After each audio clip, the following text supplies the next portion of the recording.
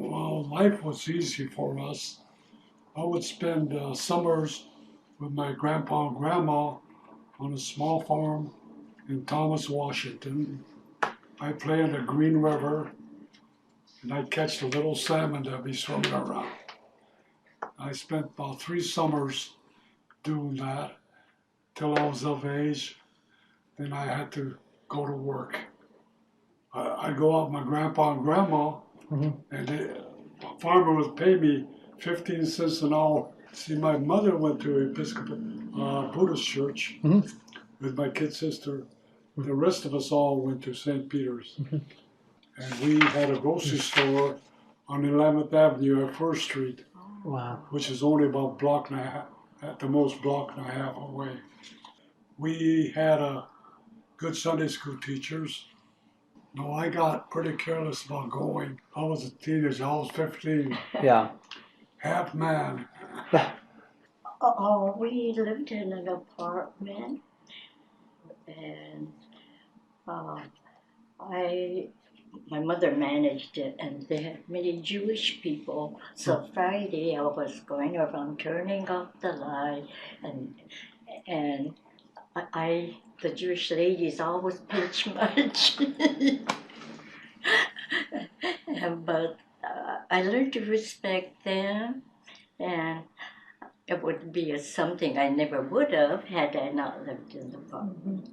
And I felt their affection for me when I turned it off, so I felt like I was doing something good. They gave me biscotti. Fortunately, we went to schools that had various denomination people and colors, so it made it a little easier. Imagine if we went to Roosevelt or out in the sticks, you would probably get picked on. In fact, my brother, I don't know how he made it, but he was all city basketball, 1942. I was outside playing, they called me in, and we were all huddled around this radio, and we were listening. My older sister wanted me to sit there and listen to it. It didn't mean as much till later on. Because when you're young, you don't react the same way. Not till I went to Puyallup, and saw the barbed wires and the machine gun pointing from the grandstand on top of it, pointing down. It wasn't pointing up in the air, it was pointing at us. I didn't realize I thought we were going to have a good time, getting together with friends. That's my 15-year-old mentality, I guess. Well, it hit me, I'll tell you, when I got to Puyallup. And then it surprised me that there's barbed wires and the machine gun. All the soldiers had loaded rifles. Then I believed we were really prisoners. And we had a curfew time. Of course, they chose people that were of Japanese descent, older boys, and made them policemen to police us. So we were already in a way to self-government there. Poetry through images. My children had left the nest. 3 had acquired their degrees at the University of Washington. The 4th accepted School of Dentistry.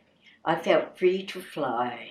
I enrolled in a writing class through the University of Washington's distance learning program. I sought to capture my passion on paper, the beauty of majestic mountains, crystalline lakes, floral-covered earth, sunsets and sunrise, the inhumanity of man to man, the footprints of war, my passion to urge. Compassion and change was like a pilot inside me. And then the professor gave a writing assignment, a personal experience connected to a historical event. I had mistaken notion to write poetry was just using poetic subject. Instead of what I thought was poetry, I found images of Executive Order 9066 posted to telephone poles, personal belonging in boxes left in rooms emptied by their families. I found families carrying 2 suitcases departing on buses. I found barbed wires, missile, community latrines, soldiers with rifles pointed at families from guard towers. I found my brother leaving for the American War from the American internment camp. Tears flowed and moistened my papers, crushed and thrown, a pile in the waste paper basket. My children as teenagers learned for the first time that we were one of those incarcerated in an American internment camp because of our Japanese ancestry. My body shook. Images of a girl of 14 years of age locked inside opened and became my composition. It was a very traumatic time. I was 14 and we were given 7 days to leave. And that's what I mean. I stood so, I believe this is my country. And when they did that, it's real confused, really. That's when I truly start feeling that I didn't belong in the outside world when I first went out. Went to Minneapolis, St. Paul by myself. I'm 17 years old, supposed to be a man, but it was just an odd feeling. I think I know how the Indians feel now when you're confined like they were, and you get used to doing what we did in camp. It's kind of spoils you that you get your meals, you can loaf or you can study, and it was an odd feeling when I got there. I had to make a living for myself. And I remember all the bologna sandwiches we used to eat, my roommates and I. We'd share bologna when we ran out of money, and a quart of milk. That was our supper at times. But then you learn that this is the outside world. And I did eventually get a job at an American Bridge Company. And they were doing contracts, war contracts, making portable carrier decks. And I was surprised they hired me. And the war was still on at that point. When did you join the I military? had to register, but they didn't need us anymore because the war in Europe was almost over. World War II had so many volunteers. So they sent me to regular infantry replacement. And I was there, I think it was the 15th week, and the war ended. Then they asked me to go to Fort Snelling. Would you be willing? I says, I'd like to go the other way. They cut the orders and made me go to Fort Snelling to study. As a military language school. Studied for 6 months, day and night. So I guess I grew up a little bit.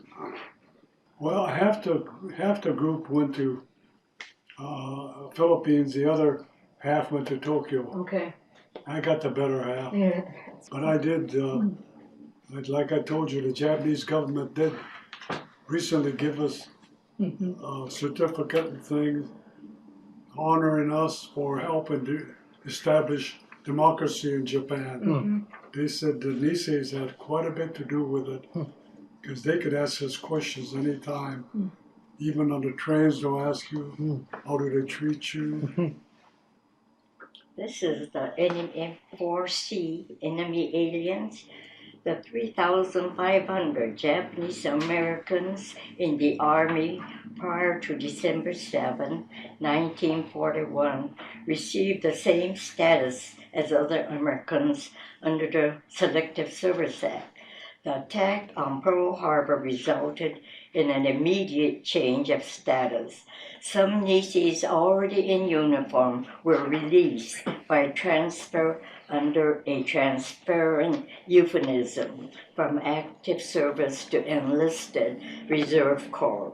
They were not given any explanation, nor prior notice. Their names were automatically discharged. Those who remained were stripped of arms. A Nice soldier assigned to a military installation guarding the locks with the military police unit was not issued any weapons, while the rest of the unit were fully equipped with firearms. He wrote to his family in the internment camp, "Should they attack the waterways, I could not defend it except with my bare hands." Eligible males of Japanese ancestry previously classified 1A, eligible for immediate induction, were reclassified to 4F, ineligible for induction, and still later reclassified to 4C, enemy aliens, by local draft boards. 3 young Nisei members of the JCL met with Secretary Ward Stimson and Assistant Secretary War John McCloy to discuss their rights as citizens to defend this country against Japan, their common enemy. Both individuals who had recommended President to sign Executive 9066 were impressed with the men's sincerity, approved of the idea of an all-Japanese American combat unit to prove their loyalty to this country. On January 28, 1943, Stimson announced plans to recognize a Japanese-American combat team composed of Nisei volunteers from the mainland and from Hawaii. Stimson said it is an inherent right of every faithful citizen, regardless of ancestry, to bear arms in the nation's battle. These words came through jagged wires surrounding the internment camp. Some of the young men kept their voices inside cocoons of their soul. Others let go, words bumping against barbed wire. How they are asking us to volunteer after they put us in these camps, and our parents lost everything they labored for in their lifetime. They classify us 4C enemy aliens. Now they want us to volunteer. Hey, this is the way to prove our loyalty to our country. Caught between two voices, some uttered, "I don't know how I feel." So my brother was one of them. He, volunteer was gone, and we went in the camp. We had to walk the whole length so we walked and then watched all the boys leave. It was very emotional. Yeah. So there's a lot of things that they went through that was never recorded. And for a while, the Hawaiian soldiers and the mainland soldiers would clash. And what was interesting was they brought the Hawaiian soldiers to camp because they never went to camps in Hawaii, because Hawaii would have just broken up. And once they saw what was happening to the mainland soldiers, they got along fine. Carol, America, your country. Papa and I were in our one-room quarters. Papa, I volunteered to join the army. I heard Papa's soft, quivering voice, "Good, Hara, America, your country." Papa made a quick pivot, his back towards my brother and me, face hidden. As he turned around to face us, we saw tears well in his eyes. As a child of 14, until that moment, I had only known Papa's smiling, serious face, never sad. Much too soon, army convoys took Haro with other volunteers outside the barbed wires. Memory of my first ice cream soda floated in. My big brother sat with me at the Tokuda Drug soda fountain as I enjoyed in slow, slow sips my very first ice cream soda. Bubbles that floated on top also floated inside me. My young eyes watched my big brother take money out of his wallet and pay for the ice cream soda as he chatted with owner George Takuda. Behind the barbed wires, I felt the absence of my big brother. These men went through a lot, casualty rate, and when they came back, they weren't exactly welcome. My brother and his three buddies went to the drugstore and was told they're not serving Japs. Yeah, so and hopefully it's never going to happen again. But I feel the world today, there's so much, our president making lies and the things aren't sacred. Yeah. Two-syllable words dedicated to my mother who nurtured me with these words. Every evening we would gather around a large round table. With our meals, Mama would serve two-syllable words. Between bites of food, Mama would say, "Remember to gaman and to enlyo. Do not bring haji to the family. Remember giri to the family. Remember on to the family." We children would feel the load of our family on our small backs. We could never quite understand why two-syllable words felt so heavy.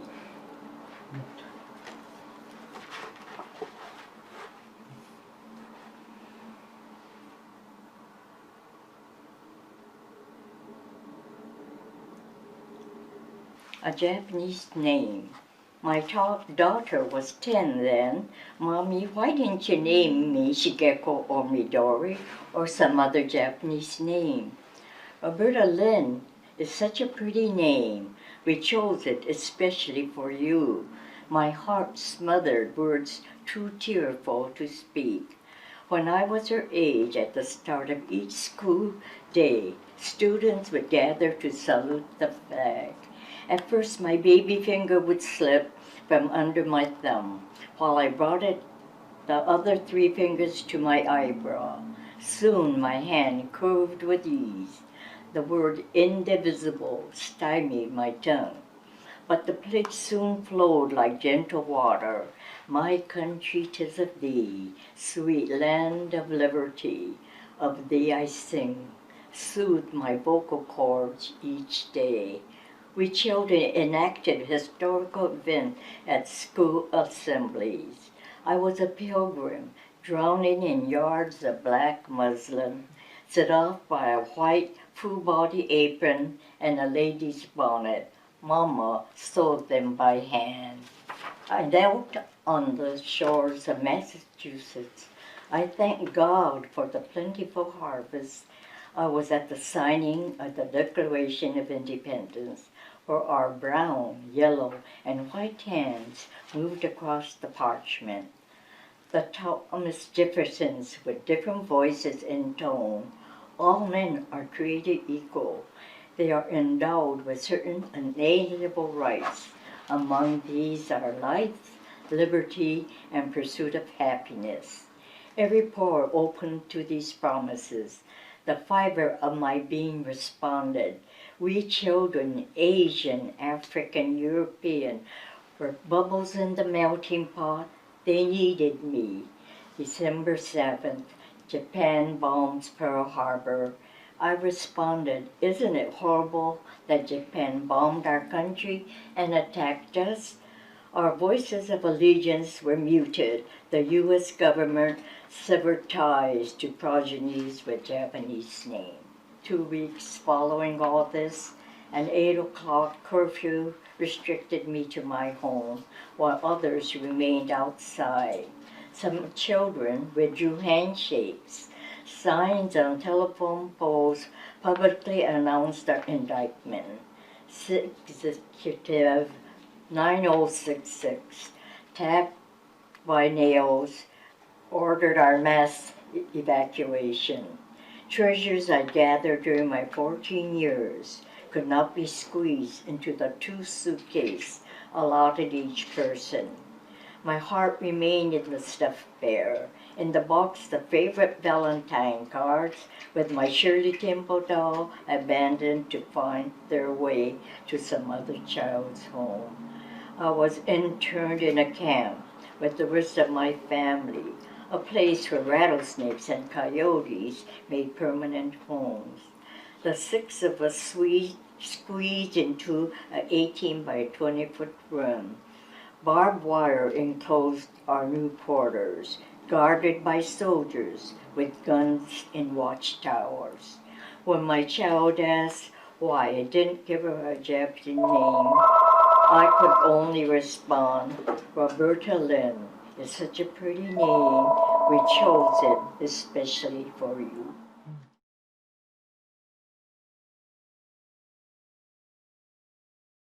I'm lucky to receive it, but I was there. I was one of those soldiers there at the right time. And they gave the dates for people. And they honored us because we were in basic training. We were ready to go. So they included that. Yes, Shig and I did. Yes, we were honored. I was with Shig Kasaguma, and I was the other one from our church. We were very honored, and I'm glad Shig got his, Paul Kasaguma. I'm glad he got his before he passed away. It's quite an honor for him. And I felt honored to serve with, get the honor with Paul, because Paul had done so much over the years for St. Peter's. He dedicated himself. When the war broke out, he lived only 2 houses from me. Well, I think I know the JSCL, the younger people would have gone up there to picket if they had to. They would. I think some of them went up to protect the mosques up there in Everett. I think you heard about it. And I thought it's very nice, very smart to go up there and do that, protect them. I think that did a lot to prevent them from, the church getting destroyed. And one thing is, our being here really have people reading it, whether they believe it or not. Seems like maybe 30% of the people have read the book. They all come up and tell Suma, we enjoyed your book very much. So she's doing a lot of good. Makes people think. I've had people, one person won't even move a chair to get out of my way, with my cart. And I hope he starts thinking, but I don't think he'll change. But I want people to think. It's interesting to see the staff here. It's all minorities, just about all. And it's interesting how all the people will react to these people because they need the help. So it's really doing a lot of good. They kid with each other, and I think it's great. Then a lot of the Asians from Vietnam are here, and they've gone through the same thing, through camps. And Hilda, and she happened to teach at Michigan State. Probably she got a PhD while I was there. Then her husband That was his first professorship. He was at Michigan State, and that's how we met. And but she said, "What happened to you? It's very sad." I says, "Well, you went through it," but she says, "Yours happened in the United States." I still think if it wasn't for us, Mr. Trump would have been considered it, I think, going ahead. And he just wants to be popular. It's funny how I've been, throughout my life, I've been the only person of Asian to be out in the field for this big company, handling technical problems at the breweries. And I've never really met any objections, or especially in Canada, they seem a lot more sympathetic toward us. They like us. But then, like I told you, when I went to Little Rock on that weekend pass, and when the black person has to come up to me and say, tell me, "Sir, you don't belong in the rear of the bus, you belong in the front." Then we made a mistake, got in the line for movies. We got in the black line. Black person said, "Get in your own side." I didn't know I was on the good side after leaving camp to serve, you know. I spent 28 years at St. George's Church in Southern Diocese, Ohio, yes. Yeah. And the diocesan headquarters was down in Cincinnati. They were everything was Procter & Gamble. Mm-hmm. It's Proctor Center. The beautiful buildings were given by Procter & Gamble. But it was interesting, this Bishop Thomas came in, the black bishop, and he took all the fancy things and discarded them. He didn't have these fancy cars. He's very realistic. I felt I needed it. I needed something. In my lifetime, I have put up with things that, like in Green Bay, they walked up to me and the kid says, my dad told me, "Don't talk to you because you're the enemy." And it's a different world. It's a very conservative area. Then I never had to look for a job, by the way. This big can company, when I was sick and tired of Green Bay, I guess God took care of me. This senior vice president came with a salesman. They said, "Understand you're looking for a job?" I said, "Yeah, we want you." And I got to start in those days for $5,000 more. You know, that's when I moved to Ohio. I got Procter & Gamble. They were having troubles. They said, "You can resolve it." And I met some nice people. I met the mayor of Reading, who was their quality control manager, Italian guy. The minute I walked in, we resolved everything.